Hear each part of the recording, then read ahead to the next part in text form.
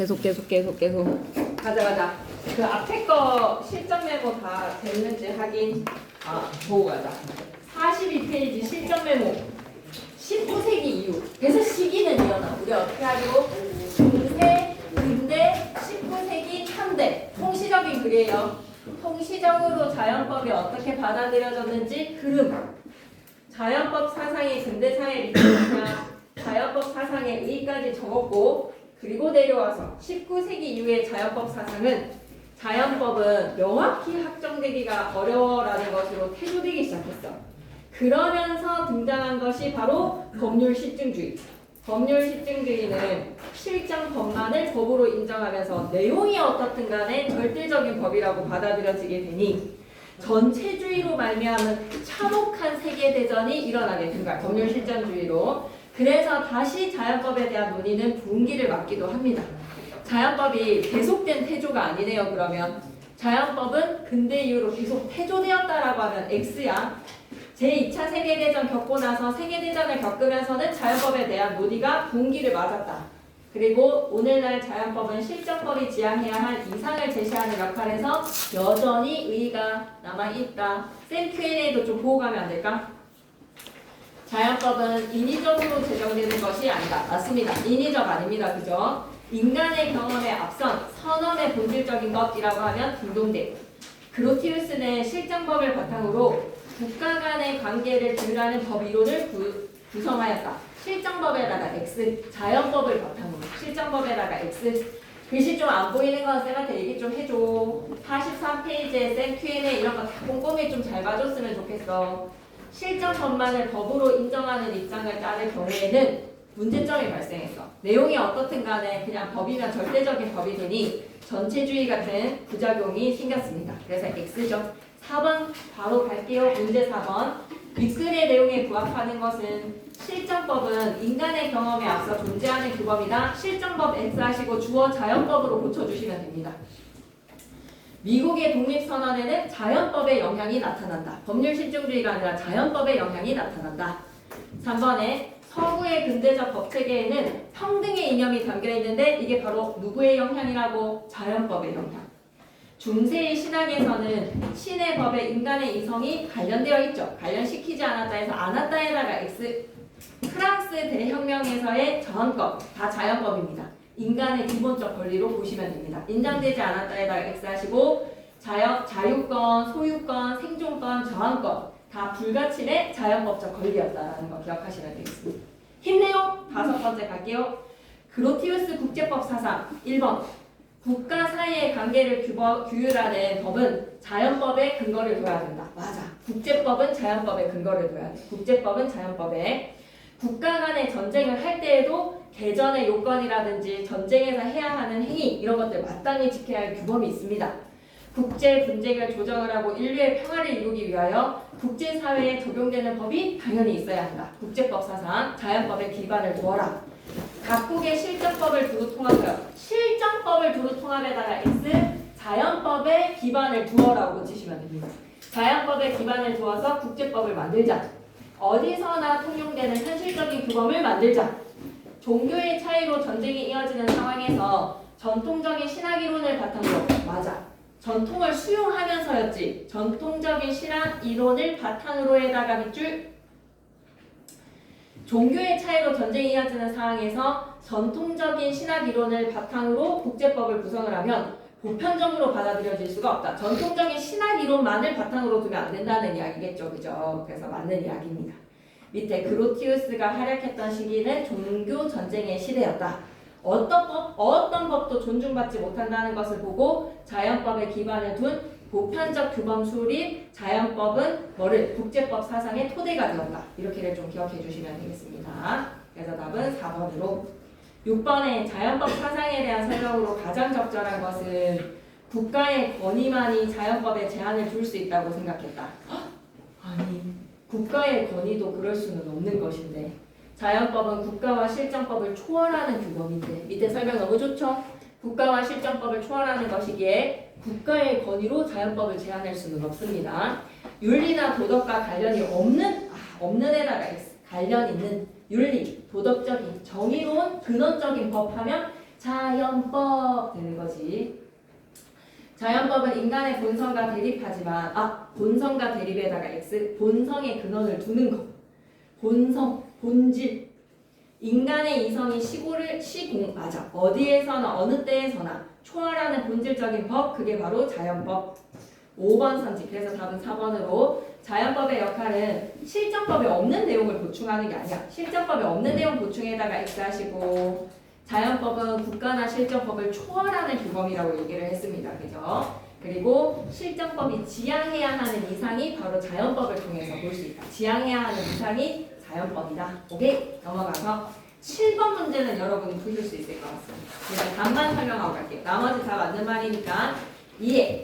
법률 실증주의는 법을 왜 지켜야 하는지에 대해서 국가의 권위와 같은 형식적인 요소와 함께 국민의 준수 의지라는 도덕적인 근거를 들어 답변한다.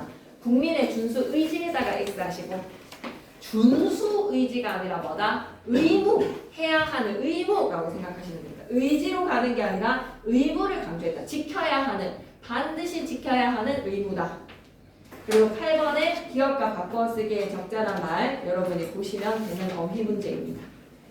그러면 다음 시간에는 인문 4 그리고 기술 1 나가면서 강문자 이따 탈때 쌤이 화장실 갔다 왔어야 되는데 광문자전 광문자전 오늘 광문자전 제대로 하고 가는 거고요. 광문자전 문제 진짜 열심히 문제 풀어주셔야 됩니다. 아시겠죠? 네. 자, 광문자전 없다고요? 오케이. 광문자전 없는 사람 손, 쌤한테 받은 사람은 광문자전 있는지 확인해보고. 얘들아, 중간에 온 사람 알았어. 안 하는 거에 대한 미련을 28페이지 봐봐. 문학의 내용과 형식. 그냥 여기에다 이것만 적고 가면 안 되겠니? 내용과 형식 두 개 붙어가지고 28페이지에 하면 안 되나? 소녀와 소년이 서로 소통하고 있는 글과 핸드폰으로 내용과 형식 묶어서 이때라 좀 적어줘. 유기적 관계. 이것만 기억하면 돼요. 내용과 형식은 긴밀하게 연결되어 있는 유기적 관계입니다. 유기적 관계. 이빈호 선생님은 이런 거 되게 좋아하시거든요. 그래서 그런 노이로제 때문에 읽는 습관이 되어서 보호가 됐습니다. 누군가에게 자신의 마음을 어떻게 전달할지 고민해 본 적이 있나요? 작가는 자신의 생각을 효과적으로 전달하기 위해서 어떠한 표현 수단의 방식을 사용하는지, 형식을 사용하는지, 진로 고민을 하고 있는 친구에게 힘이 되어주고 싶어서 편지를 쓴 적이 있다.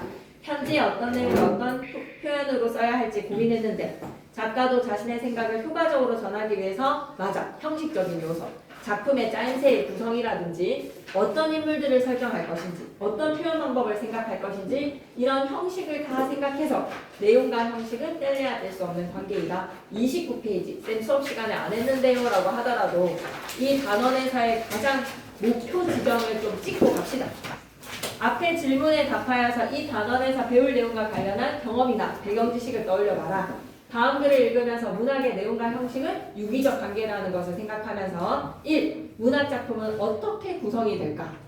문학은 내용과 형식으로 이루어진 언어예술이야. 내용의 동그라미치고 형식의 동그라미치고 문학작품의 내용은 아무거나 내용이 된다라고 얘기하지 않았어. 가치 있는 내용이라고 얘기했지.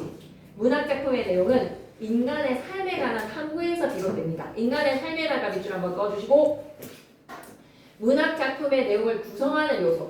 이런 거 좋죠. 내용의 요소랑 형식의 요소 나누어 본다면 내용을 구성하는 요소에는 주제, 그리고 이야기의 소재거리, 가치관, 인생관, 사상, 사회 문화적 상황 이런 것들이 내용의 요소들입니다.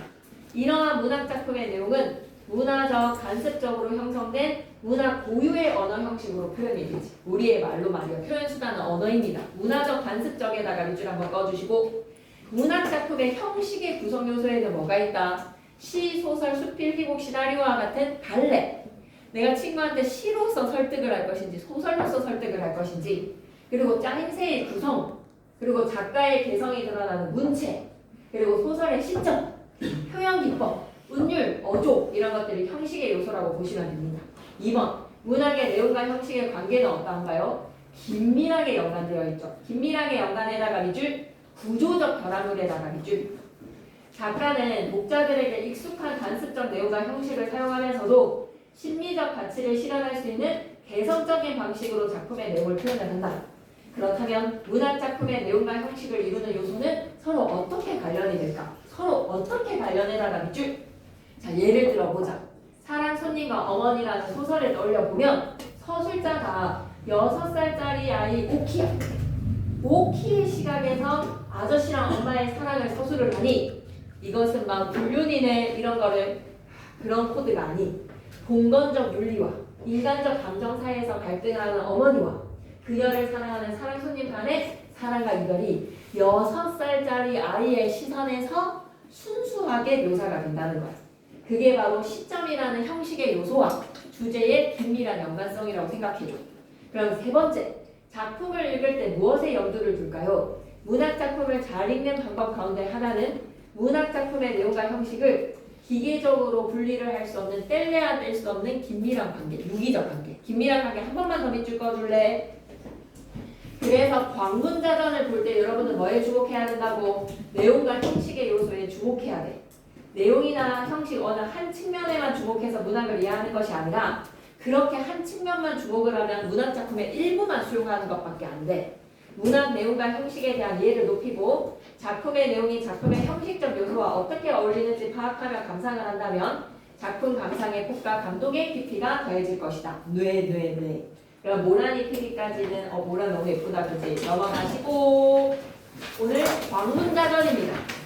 광문에다가 동그라미. 얘들아, 고전 소설에서는 대체적으로 어떤 인물 유형들이 등장하지? 네 글자로. 역시 수업을 들었구나. 제자가인형 인물이 아니라 거지야. 그래서 광문이 밑에다가는 거지. 개성적인 인물 감상을 통해서 작가 박지원이 전달하는 메시지 한번 보시지요. 작품 선정 이유로 갑니다. 이 작품은 조선 후기를 배경으로, 조선 후기 배경에다가 밑줄 실학사상의 대두로 박지원이 눈을 떴어. 계몽된 지식인입니다. 거지 광문의 이야기, 거지 광문에다가 밑줄 제자가인형 인물이 아니라는 거 이미 여러분 머릿속에 박혀 있군요. 작품의 서사 구성 방식이 에피소드야.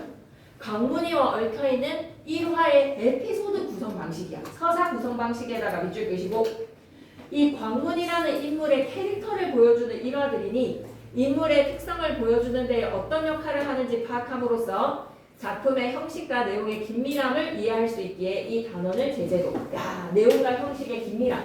에피소드식 구성. 광문이라는 거지 인간의 특성을 잘 보여준다. 뗄래야 뗄 수 없는. 그럼 작품 기간에서 이런 거 미세한 거 암기 좀 하셔야 됩니다. 내신이기 때문에.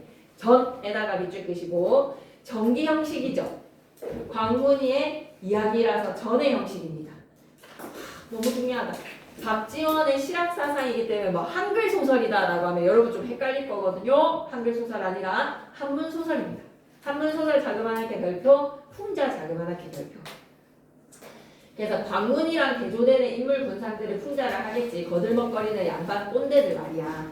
한양의 종로 저작거리를 배경으로 조선 후기입니다. 신이 있고 정직한 삶에 대해서 예찬 메시지. 여기 나왔다. 제자가인형 인물이 아닌 비천한 인물에다가 밑줄, 조선 후기 사회에다가 밑줄, 거지 주인공의 인품이 예찬이 됨으로써 상대적으로 누구 바큐버거라인 거야. 이런 거지만도 못하는 양반 꼰대들, 자기네들 유학자라고 하면서 말이야. 밑줄 끄자. 양반 사회에 대한 풍자에다가 밑줄 끄시고 작품의 짜임새, 발단 부분에서는 광문은 거지 아이를 죽였다는 누명을 쓰고 무리해서 쫓겨납니다. 억울하게. 그의 의로움을 알아본 집주인은 광문이에게 약국 부자에게 알바를 청거를 해줘. 추천을 해준 거지. 약국 부자는 광문이가 자신의 돈을 훔쳤다라고 좀 의심을 하게 되는데 무고함이 밝혀집니다. 아니었어 라는 거에서 광문이에게 사죄를 하고 그의 의로움이 사람들에게 널리 알려진다. 광문이의 신이 있고 진실한 면모에 많은 사람들이 그를 좋아하게 된다. 감상열기도 보고 한번 갈게요. 신부는 비천에다가 밑줄 끄시고 하지만 광문이는 정직에다가 밑줄, 소탈에다가 밑줄. 광문이의 에피소드, 내용과 형식의 긴밀한 관계에 주목하면서 오늘 다 끝내자. 소설은 중간에 끊을 수가 없어. 오늘 다 끝내야 돼. 광문이라는 자는 거지였다. 광문에다가 동그라미 치고 제자가인형 거리와 먼에다가 밑줄, 일찍이 공간적 배경은 어디라고? 종로 저작거리에다가 밑줄, 한양. 빌어먹고 다녔다는 거에서 거지. 거지 아이들이 광문이를 추대하여서 패거리에 우두머리로 삼았고 소구를 지키게 한 적이 있었는데 첫 번째 에피소드. 하루는 날이 몹시 차고 눈이 내렸습니다. 거지 아이들이 다 함께 길어 나가고 그중 한 아이만이 병이 들어서 따라가지를 못했어. 조금 뒤에 그 아이가 추위에 떨면서 숨을 몰아쉬는데 그 소리가 몹시 처량하였지. 광문이가 너무도 불쌍하여 몸서 나가 밥을 빌어다 줬습니다. 따뜻한 성품에다가 밑줄 행동을 통해서 알 수 있는 간접 제시. 그런데 아이가 그 사이에 벌써 죽어버렸네. 거지 아이들이 돌아와서 광문이가 그 애를 죽였다라고 의심을 하게 되니 의심에다가 밑줄 끄시고 쫓겨난 이유야. 다 함께 광문이를 두들겨서 쫓아냅니다. 억울해라. 광문이가 밤에 엉금엉금 기어서 마을의 어느 집으로 들어가다가 그 집 개를 놀라게 하였어. 집주인이 광문이를 잡아다가 꽁꽁 묶었지. 왜? 도둑으로 의심받아서. 도둑으로 의심에다가 밑줄. 그래서 광문이가 억울하게 외치는 말이 나는 날 죽이려는 사람들을 피해서 온 것이지 감히 도적질을 하러 온 것이 아닙니다. 영감님이 믿지 못하신다면 내일 아침에 저자에다가 알아보십시오. 라고 하는데 그 말이 무척 순박하게 들린 거야. 집주인이 내신 광문이가 도적이 아니라는 것을 알고 새벽녘에 풀어주었습니다. 광문이가 고맙다는 인사를 하고 떨어진 거적을 달라고 가지고 갔는데 떨어진 거적에다가 밑줄. 왜? 죽은 아이의 시신을 수습해 주려고. 집주인이 끝내 몹시 이상히 여겨서 그 뒤를 밟아서 멀찍이서 바라보니 거지 아이들이 시체 하나를 끌고 수풀교에 와서 그 시체를 다리 밑으로 던져버렸어. 시체 6이네. 광문이가 다리 속에 숨어있다가 떨어진 거적으로 그 시체를 싸서 가만히 짊어지고 가고 의로운 행동에다가 밑줄. 죽은 아이의 시신을 수습해주는 정있는 모습. 서쪽 교회에 공동묘지에다가 묻어준 거야. 공동묘지에다가 묶어서에다가 밑줄 끄시고 울어. 가슴이 아파서. 애가 죽은 거에 중얼거리고 그랬던 거예요. 거지아이의 사건이 에피소드 첫 번째. 광문이의 면모 핵심에서 크게 별표 하나 치시고 간접 제시입니다. 1화를 통해서 광문이의 캐릭터가 계속 나올 거예요. 병이 든 아이를 위해서 밥을 빌어 먹는다든지 시체를 묻어준다든지 인정받고 가슴 따뜻하고 의로운 사람. 인정받고 의로운에다가 밑줄. 그래서 집주인이 광문이를 붙들고 사유를 물어보니까 광문이가 그제서야 그 전에 한 일 아이에게 밥을 주려고 빌려갔는데 그 사이에 아이가 죽었다. 그렇게 된 상황을 낱낱이 보았다. 억울하게 그래서 누명을 쓰고 쫓겨났다. 집주인이 내신 광문이가 의롭다라고 여겨져서 이쪽이죠. 집주인의 캐릭터. 집주인에다가 동그라미 사람보다 안목이 있어. 인간내만 알아보는 안목에다가 밑줄 사람을 잘 봐. 집에 돌아와서 의복을 주면서 후히 대했던 거야. 밑줄 끄자. 의로움을 알게 된 집주인이 광문이를 후히 대해줌에다가 밑줄 끄시고 그리고 마침내 광문이를 약국을 운영을 하는 어느 부자한테 추천서를 써준 거지. 고용인으로 삼게 했습니다. 잠시만 넘기지 말았는데 공로, 수표가, 첨거 다 괜찮지 그지? 누명을 쓰고 쫓겨난 광문이의 댄데미를 알아본 집주인이 부자 약국에 추천서를 써줬다라는 걸로 기억하시고 박지원이라는 실학자를 여러분 좀 잘 아셨으면 좋겠습니다. 연암 박지원, 실학정신, 연암 실학정신에다가 밑줄 사회를 비판하는 풍자적인 성격의 글을 많이 썼다.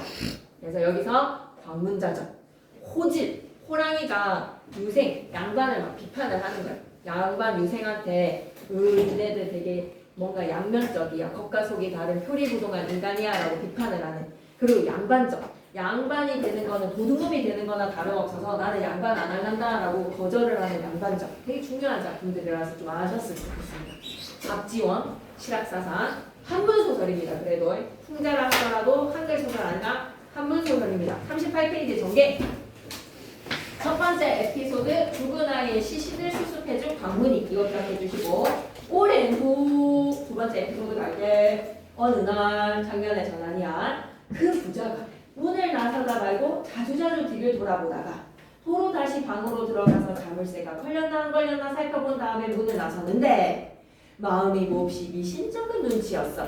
광문이를 믿지 못해서 하는 행동에다가 밑줄. 광문이가 거지 출신이다 보니까 미천한 신분에다가 밑줄 끄시고 좀 손버릇이 나쁠 거라고 의심을 하는 거야. 얼마 후에 돌아와서 깜짝 놀랍니다. 광문이를 물끄러미 살펴보면서 무슨 말을 하고자 하다가 안색이 달라지면서 그만두었다. 광문은 실로 무슨 영문인지 몰라서 날마다 아무 말도 못하고 지내고 있었는데 뭔가 의아해하는 거에서 뭔가 좀 나를 의심한다라는 생각이 들지만 이쪽이자 묵묵히 지내매다가 밑줄. 그렇다고 그만둔다는 말도 할 수 없었고 말이야. 그 후 며칠이 지나서 부자의 처조카가 이유였던 거네. 돈을 가지고 와서 부자한테 돌려준 거야. 말도 안 하고 빌려갔구나. 이쪽이자 약국 부자의 돈이 없어져 바닥에다가 밑줄 끄시고 처 조카가 돈을 몰래 빌려갔던 겁니다. 얼마 전 제가 아저씨께 돈을 빌리러 왔다가 마치 아저씨가 계시지를 않아서 제멋대로 방에 들어가서 가져갔는데 이 예의가 아닌데 그지? 아마도 아저씨는 모르셨을 것입니다. 이에 부자는 너무도 부끄러워서에다가 밑줄 끄시고 광문 의심. 나는 정말 간장종지다. 내 마음이 소인이다. 소인에다가 밑줄. 간장종지다. 근데 장자에다가 밑줄 끄시고 긴 사람, 신의가 있는 광문이에게 상처를 주었으니 나는 앞으로 너를 볼 낯이 없구나. 그런데 부자가 사람 됨됨이가 나쁘지 않아. 밑줄이자. 잘못을 솔직하게 인정에다가 밑줄, 사과에다가 밑줄, 사죄를 하는 거. 솔직한 성격입니다. 그러고는 알고 지내는 여러 사람들과 다른 부자나 큰 장사치들에게 광문이가 의로운 사람이라고 두루 칭찬을 하고 의로운 사람 밑줄, 또 여러 종실의 빈객들과 공경 문화의 측근들에게도 지나치리만큼 칭찬을 해대니 공경 문화의 측근들과 종실의 빈객들이 모두 이야기거리를 만들어서 밤이 되면 자기 주인한테 광문이 이야기를 들려준 거야. 광문이 인플루언서 된 거야. 인기스타 된 거야. 그래서 두어 달이 지나는 사이에 사내부들까지 모두 광문이 이쪽이다. 옛날에 훌륭한 사람들과 가까이다가 밑줄 이런 이야기가 소문으로 퍼진 겁니다. 그 당시에 서울 안에서는 모두 전날 광문이를 후하게 대우한 집주인이 현명한 사람이라는 것, 그리고 집주인이 현명하여서 사람을 알아봤다라는 것을 칭송한과 아울러서 약국의 부자는 또 뭐야? 광문이를 장자로 인정을 했다라고 또 약국 부자 역시 솔직하게 자신의 잘못을 인정을 했으니까 장자라고 사람들이 입에 오르락내리락 칭찬을 한 겁니다. 광문이에 대한 소문이 퍼졌어요. 사람들이 광문이를 후하게 대우한 집주인과 약국 부자까지도 엄지척이 된 겁니다. 별말로 갈게. 벌써 끝이지. 에피소드식 구성이라서 그래. 그러면 잠시 옆에 읽기 중 활동 문제 좀 보고 갈까? 약국 부자가 광문이에게 사죄한 까닭은 도둑이라고 의심을 했기 때문이야. 돈을 훔쳐갔다고 의심한 밑줄.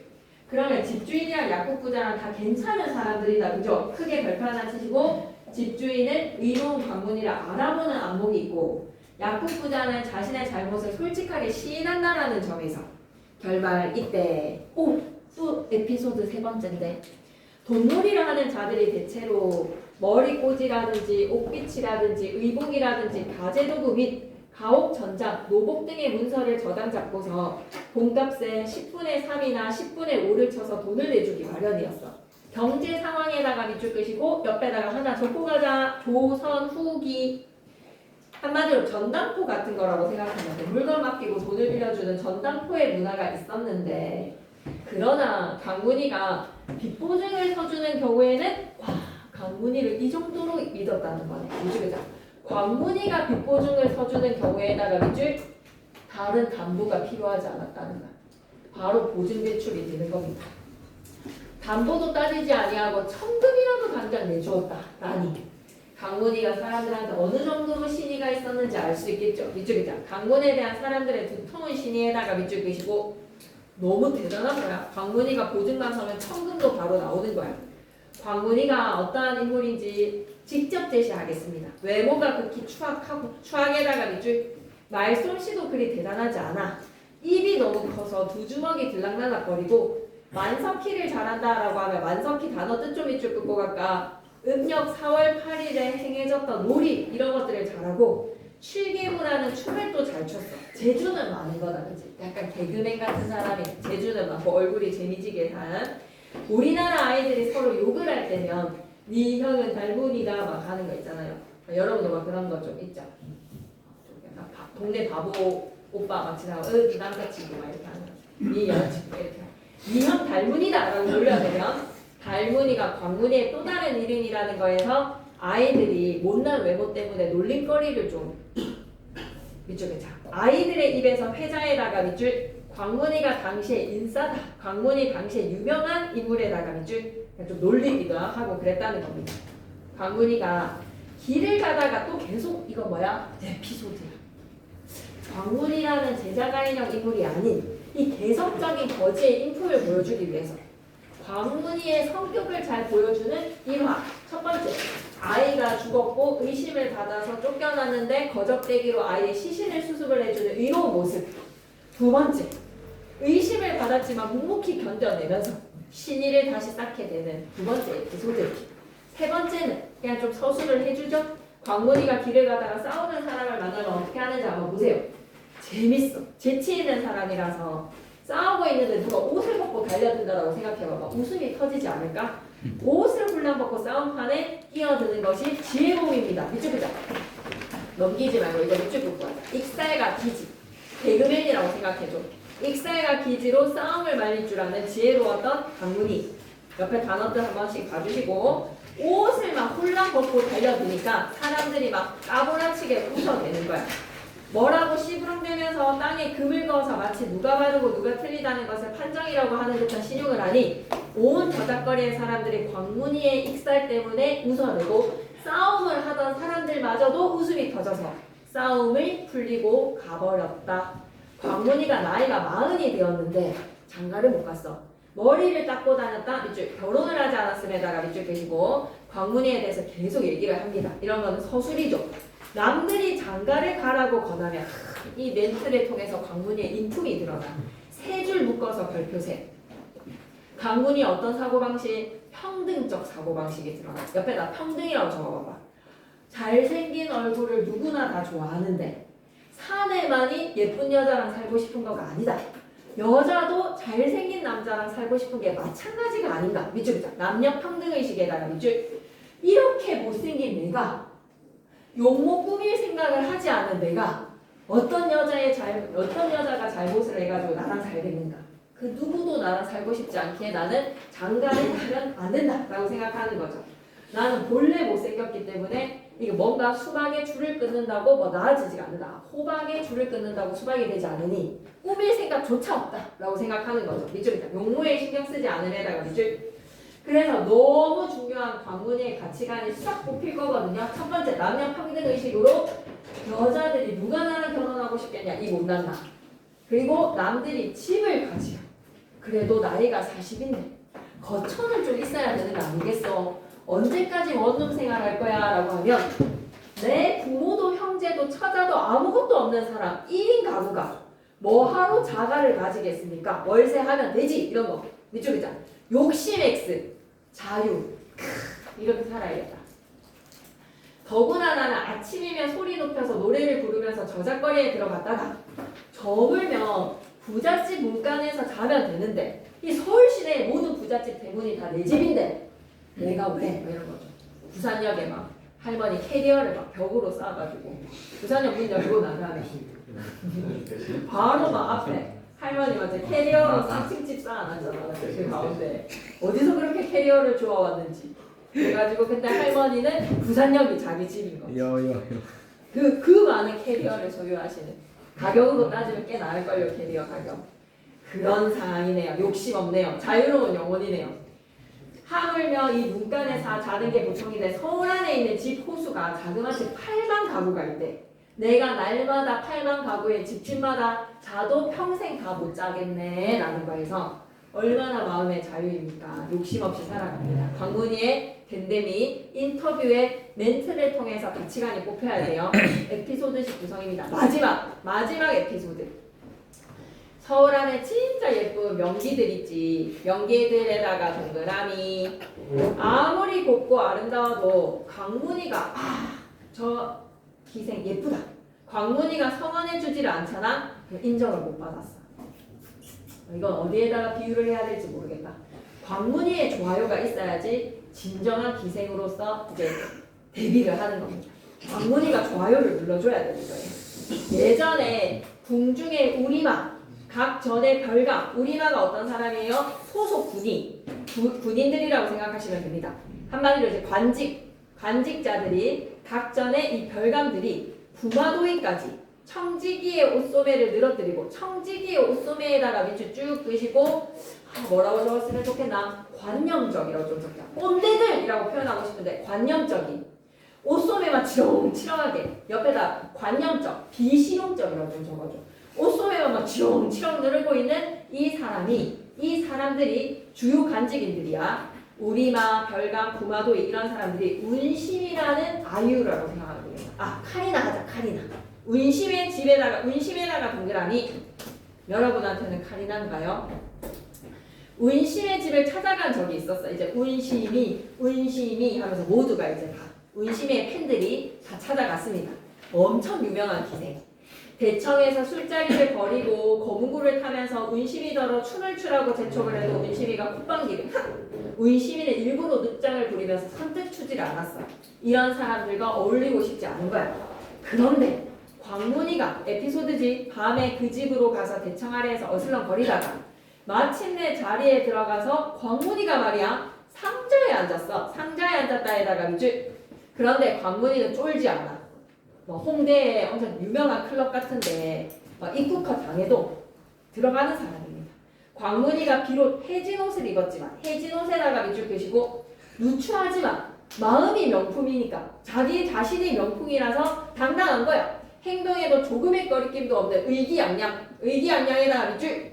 눈에 막 눈곱 끼었고 취한 척 구역질을 해대고 헝클어진 머리로 북상투를 통째였는데 아무렇게나 머리를 들어 올렸다고. 그런데 이런 거짓꼬라지에 광문이가 들어왔을 때 모두가 실색을 하면서 보디가드들 다 어디 갔냐고 입구에서 왜 안 막았냐고 쫓아내려고 했지만 광문이가 더욱 앞으로 나아가서 무릎을 치면서 장단을 쳐줬어. 곡조에 맞춰서 높으락 낮으락 콧노래를 딱 불러주는 순간 운심이가 나의 춤을 알아줄 반주자가 왔군요. 운심이가 곧바로 일어나서 막 옷을 바꿔 입고 광문을 위해서 칼춤을 한바탕 추어버렸다. 운심이의 태도가 누구 때문에 바뀌어졌다? 광문이 때문에. 광문이의 이 박자가 운심이의 추름을 일으켰구나. 그리하여서 온 자상이 모두가 다 즐겁게 놀았습니다. 우리마, 별감, 부마도 이런 사람들이 광문이 덕에 운심이의 춤을 볼 수 있었던 거야. 그래서 와 광문이라는 거에서 친구를 사귀고 기안팔사 같은 사람이라고 생각하면 되겠네. 광문이랑 벗을 맺고 헤어졌다. 하면서 대충 살잖아요. 그죠? 대충 씻고 대충 먹고. 근데 모든 사람들이 다 친구하고 싶어하는 광문과 벗을 맺고 헤어졌다. 에피소드였습니다. 그만큼 가식 없는 사람이라서 순수한 사람이라서 예술가들을 알아본 거죠. 확인 문제 먼저 보실까요? 광문이는 병들어 죽은 거지아이의 시체를 다리 밑으로 던진 거는 또래 거지아이들이 그 던져진 시체를 수습해줬지. 거적대기로. 광문이가 돈을 훔쳤다라고 의심한 사람은 부자 약국주의, 약국 부자. 광문이는 용모와 말솜씨가 뛰어나서 아니요 용모도 누추하고 용모 X 말재주도 없어요. 사람들한테 후한 대접을 받은 것은 아닙니다. 그런데 묘하게 매력적인 사람이죠. 광문이는 남녀가 인간으로서 평등하기 때문에 못생긴 남자랑 살고 싶지 않을 거야. 여자들도. 광문이는 마음이 따뜻하고 시리가 있으니까 죽은 거지아이를 수습해 준 거지. 다 왔어. 광문이의 가치관에다가 별표 3개 출제라고 좀 적어주겠니? 시험에서 무조건 나올 겁니다. 광문이의 인물 캐릭터로. 뒤에 문제 달려있으니까 문제 푸시고 문제 더 준비할 겁니다. 진도 맞춰서. 결혼에 연연하지 않는다. 왜? 못생긴 남자랑 누가 살고 싶겠는가? 나 용모가 추하기 때문에 장가가면 안 된다. 그 여자가 무슨 죄가 있냐?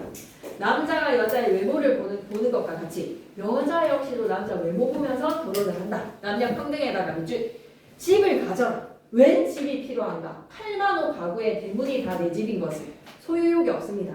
마음의 자유를 누리면서 살아가고자 하기 때문에 광문이는 꾸미지도 않습니다. 다 왔습니다. 광문이의 발언에서 알 수 있는 명분은 물질에 연연하지 않고 마음의 자유를 누리면서 사는 자. 이게 시험에 나와야지. 자, 이런 광문이의 가치관, 이런 광문이의 캐릭터를 보여주기 위해서 이 소설은 발단적인 위기절정 결말이라는 구성을 갖추고 있지만 시간의 흐름에 따른 순행적 구성이라든지 서사적 구성이라고 볼 수 있을까? 라고 하면 아니라는 거예요. 에피소드의 형식으로 일화를 보여준 거예요. 거진 때 우두머리 때 겪었던 일화 하나. 이때 쫓겨났지. 그러면서 어떤 부자가 뱀뱀이를 알아봐줬지. 약국에서 겪었던 억울한 일화 둘. 싸움을 말릴 때는 옷을 홀라당 벗고 그 싸움판에 뛰어든다. 셋. 기생 운심이랑 관련된 거는 운심이가 광문이의 박자에 한바탕 춤판을 칼춤을 춰버렸다. 뭐 이런 거예요. 광문이랑 관련된 일화 중에서 밑줄이다. 관련 일화를 중심으로 해다가 밑줄. 너무 중요한 에피소드식 구성이라서 이 사건 어떤 식 구성이라고 얘기해야 돼? 병렬식 구성. 병렬적. 너무 중요해요. 병렬적 구성에다가 찍! 땅땅땅땅 사건을 보여주는 병렬적 구성. 그래서 광문이의 인물 뱀뱀이를 부각시키기 위해서 인물됨은 내용. 그 내용을 부각시키기 위해서 뭐다? 병렬적 사건 구성, 에피소드식 구성. 여러분이 알아먹는 것 같습니다. 그러면 밑에 있는 단어 뜻 같은 거는 한번 참조 삼아 보시고 어휘 확인 문제 얘들아 이거 QR코드 찍어보세요. 알았죠? 다스 발동에서 마무리 짓자. 1번에다가 별표 셋 요거 시험 나온다라고 생각하면 돼. 뭔 생겼네. 추악한 외모에다가 밑줄 입이 너무 크다. 해진 옷에다가 밑줄 그리고 머리를 닦고 있어. 아직 장가도 못 갔단 말이야. 그런데 행동은 신의가 있고 따뜻해. 시체를 묻어줬고 묵묵하게 의심을 견뎠고 잘생긴 거는 여자들도 남자 용모 보면서 결혼하고 싶어 한다. 나 이미 못생겼기 때문에 꾸며봤자 소용없어서 용모를 꾸미지 않는다. 부모랑 형제도 없는 1인 가구인데 왜 내가 집이 필요해? 난 8만 가구에 대문간에서 살 거야. 광문이의 이런 말과 행동과 외모를 다 모아보면 광문이는 어떤 캐릭터라고? 신의 밑줄. 마음이 따뜻, 남녀 평등 권리, 재물에 욕심이 없는 마음의 자유를 누리는 자.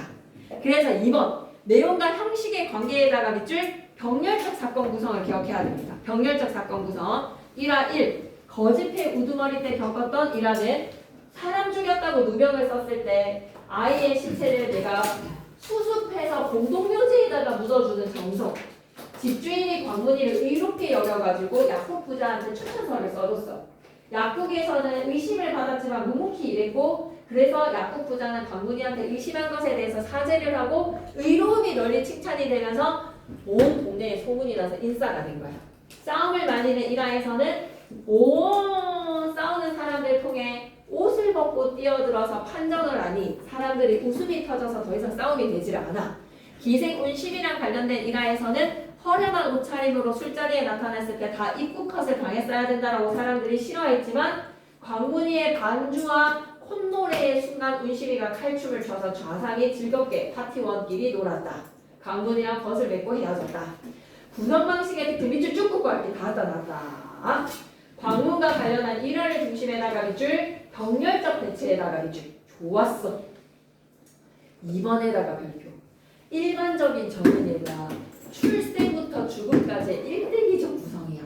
일반적으로 전의 형식은. 이것만 얘기하면 돼 이제. 일반적인 전에다가 밑줄 끄시고 밑에다 뭐라고 적자? 일대기적 구성이라고 이쁘게 적어봐봐. 일반적인 전에 대한 설명인데 일반적인 전은 어때? 일대기적 구성. 출생부터 죽음까지의 일대기적 구성이야. 되게 중요해. 일반적인 전 밑에다 일대기적 구성. 하지만 여기는 에피소드식 구성. 전은 역사 기록에서부터 생긴 양식으로 입전 인물에 대한 기록을 후세에 전하는 내용이다. 일반적으로 도입부에서 전을 짓는 동기, 와 너무 중요한 이야기 나오네. 전을 짓는 동기에다 번호 1. 그리고 입전 인물의 신분, 가계, 내력 같은 걸 가르쳐줘. 신분, 가계, 내력에다가 밑줄. 전기 부분에서 인물의 행적에다가 밑줄. 종합적 평가에다가 밑줄. 이런 게 일반적인 일대기적 구성에서의 전의 형식이야. 일대기를 중심에다가 밑줄, 밑에다 출생, 하살표, 죽음. 출생부터 요람에서 무덤까지, 출생부터 죽음까지 이 사람의 일대기를 중심으로 교훈과 경계를 전하는 글이거든. 그게 전의 형식, 일반적인 전. 하지만 광문자전의 전의 형식은 전소설이라고 했는데 어떻게 다르지? 에피소드야. 일반적인 전과 달리 밑줄 꺼줘. 인물의 행적과 관련된 일화를 중심에다가 밑줄. 그래서 뭐가 없지? 인물의 가계와 내력, 인물에 대한 평가가 없어. 가계 X, 내력 X, 평가 X 이런 거 없어. 에피소드식 구성 방식을 택했기 때문에 신의와 인정이 있는 광문의 인물 됨됨이가 부각이 된다. 입전 인물이 아닌 미천한 신분. 입전 인물이라고 하면 되게 높은 간직에 올라간 인물이 아닌 미천한 신분. 한 번만 더 밑줄 꺼줘. 전의 주인공이 미천하고 비천하다. 그래서 밑줄 끄자. 신분을 떠나서 정직하고 성실하게 살아라. 신이 있는 인물이 존중받는 세상이다. 신분이 중요한 게 아니라 신의가 중요하다라는 주제 메시지가 더 잘 드러난다는 거예요. 아, 아저씨는 힘내. 알았어. 집중하자. 41페이지. 이것까지 했겠지? 한방전에 이렇게 말했다. 수업 시간에. 안 했니? 그냥 넘어가시던가. 네. 진도가 덜 나간 건 알겠지? 잘했다면 안 하는 것이다. 그럼 3번에다가는 X 하죠. 3번에다가 X. 역시 황망근이라는 인물을 보여주는 에피소드식 구성이거든. 역시 에피소드식 구성이거든. 알았어. 믿고 이제 넘어갈게. 그러면 오케이.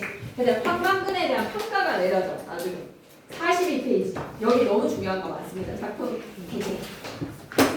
광문자전 박지원의 연안집 제8권 펼쳐진 강경답 외전에 수록된 단편소설이다. 단편소설 밑줄 끄면서 여러분의 머릿속에는 풍자소설, 한문소설, 거지에 관한 일화도 밑줄 형식은 전이다. 광문자전. 광문에 대한 일화를 바탕으로 허구적으로 밑줄 한번 더 꺼주자. 일화를 바탕으로 해다가 밑줄 허구의 이야기라서 소설입니다. 이 작품에서 주인공이 광문에 주거를 하면서 살던 인물로 외모가 볼품이었고 하지만 정직하고 마음이 나쁜 광문의 인화를 모으고 재구성하여서 사람의 품성이 겉모습에 얽매이지만 겉모습 X, 사회적 신분에다가 X, 새로운 인간상은 뭐다?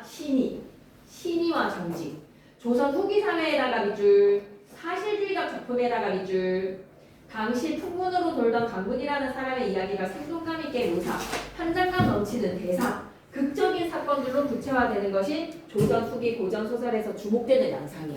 이제 일대기적인 출생부터 죽음까지 그런 뻔한 방식이 아닌 이런 구성도 나오기 시작했다는 거야.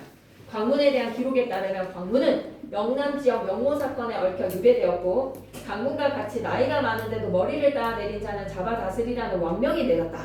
이렇게 당시 지배계층에게 긍정적인 평가를 받기 어려운 강문과 같은 인물을 주인공으로 삼았다는 거에서 획기적이다. 다양한 삶의 모습에 관심을 기울인 박지원의 태도를 짐작할 수 있다. 다양한 삶의 모습에 관심에다가 밑줄. 그리고 도움 자료로 마무리 지을게. 예덕 선생전이 참 중요한데 언급은 안 하셨을 것 같습니다. 서사갈래에는 사건의 질서를 만드는 두 개의 차원이 존재를 하는데 스토리의 이야기. 사건은 시간의 순서에 따라 서술하는 것이 스토리야. 다른 하나는 플롯으로 불리기도 하는 구성, 짜임새. 사건들이 일정한 질서에 따라 재편되어 서술되는 것을 말한다. 서사 속의 사건들이 시간을 역행하거나 밑줄 끄자. 시간을 역행에다가 밑줄 끄시고 옆에 역순행적 구성. 그럼 미스터 방은 역순행적 구성인가? 한번 생각해보자. 미스터 방은 역순행적 구성인가? 한번 고민을 해보시길 바랍니다. 쌤이 그 문제 보고 좀 얘기해줄게. 어떤 문제였는지. 미스터 방이 역순행적 구성이다라고 하면 쌤은 찬성하지 못하겠어. 이거 과거 해상의 장면인지 시간과 공간이 과거로 다 돌아간 거에서의 장면이 있는지를 찾아봐야 되기 때문에 쌤 보고 얘기해줄게요. 어떤 시간을 추격 또는 생략하거나 확장하여 배열된다면 구성 차원에서 서사가 이루어진다라고 할 수 있어. 짜임새의 구성. 근데 광문자전은 이런 시간의 흐름이 없어. 밑줄 한 번만 더 꺼줘. 광문을 둘러싼 일화를 중심으로 밑줄 병렬적 대체에다가 밑줄. 그러니까 인물 밴데비가 부각되는 거야. 의로운 시린이의 인물이라는 밴데비. 할 거는 다 했네요. 초록바람의 전원이랑 미스터방이랑 광문자전 여기까지 다 풀어놓으시면 쌤이 곧 나올 겁니다. 그래서 조금만 더 시험 범위 방향 잡힐 때까지 딴 과목 하시면서 이거는 딱 해주시고 OX 퀴즈는 안 놓치고 계속 하셔야 되는 거예요. 그렇죠? OX 퀴즈 이번 주까지 하고 다른 세 개 잘 놓쳤는지 쌤이 좀 실수한 거 있었지 그런 거 찾아주면 고마워. 근데 뭐 그렇게 치명적인 실수는 아니야 얘들아. 그냥 그 앞에 전제에 생략된 내용이 여러분이 찾았을 때 동의한다는 거야. 한 면씩 잘 봐줘.